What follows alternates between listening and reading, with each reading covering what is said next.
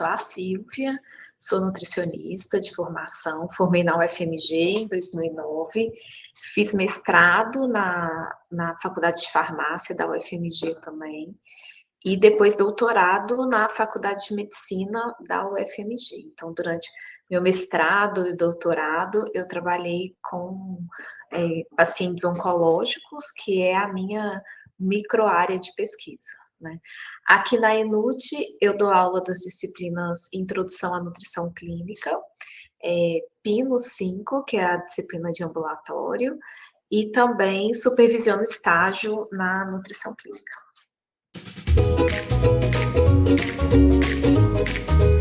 Minha grande área, assim, de pesquisa é a nutrição clínica, né? Mais especificamente, eu trabalho com pacientes oncológicos e, mais específico ainda, fazendo avaliação nutricional e análise da composição corporal desses pacientes.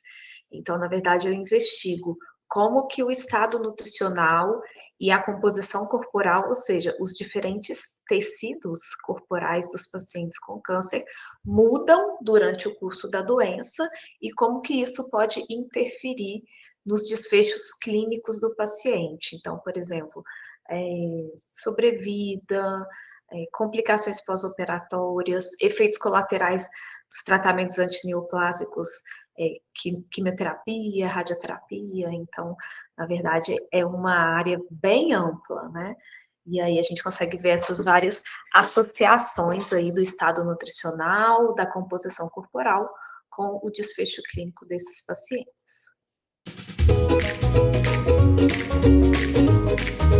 Comecei a trabalhar com pacientes oncológicos quando eu ainda estava na graduação. Então, quando eu estava lá por volta do 4º período da graduação, eu comecei a fazer iniciação científica.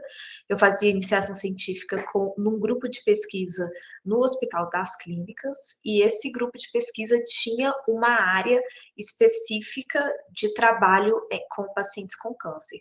E aí, desde a iniciação científica, quando eu conheci a área, né, eu fiquei muito interessada, gostei muito de estudar e de entender como que a doença pode interferir no estado nutricional e como que o estado nutricional pode interferir no curso da doença também.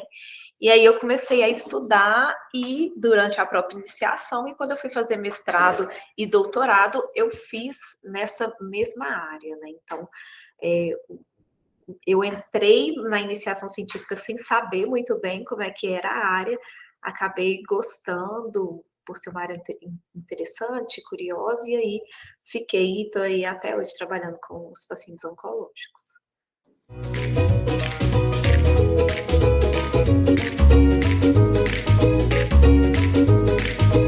O estado nutricional e a composição corporal dos pacientes com câncer vai interferir diretamente no prognóstico clínico do paciente, na mortalidade, na sobrevida e também na qualidade de vida desses indivíduos.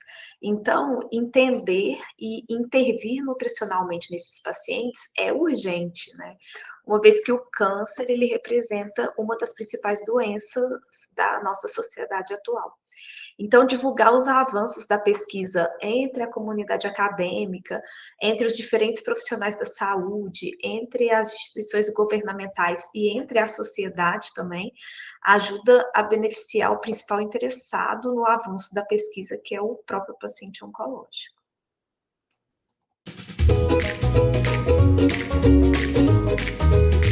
Sim, em perspectivas dessa pesquisa com pacientes oncológicos, elas giram em torno da avaliação e da intervenção nutricional precoce desses pacientes.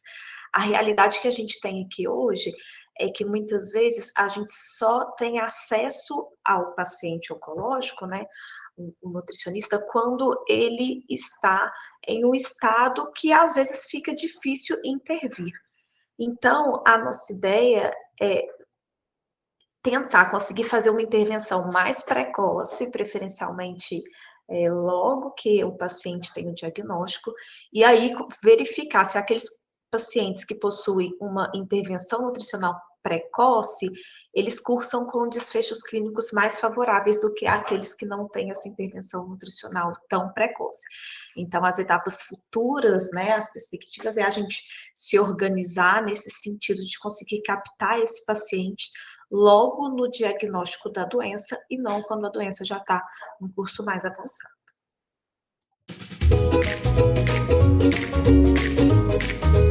Em relação à análise da composição corporal, na minha pesquisa, a gente utiliza a técnica da tomografia computadorizada.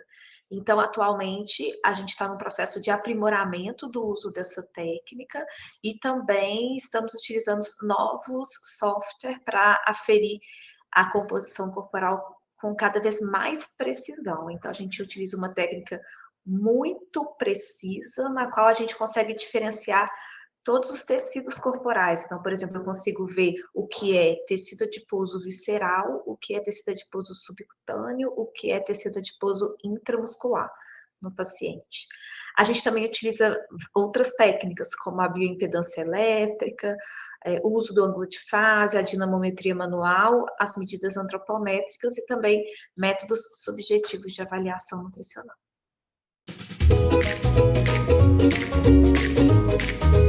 Trabalhar com pesquisa clínica é muito desafiador, né? São vários desafios.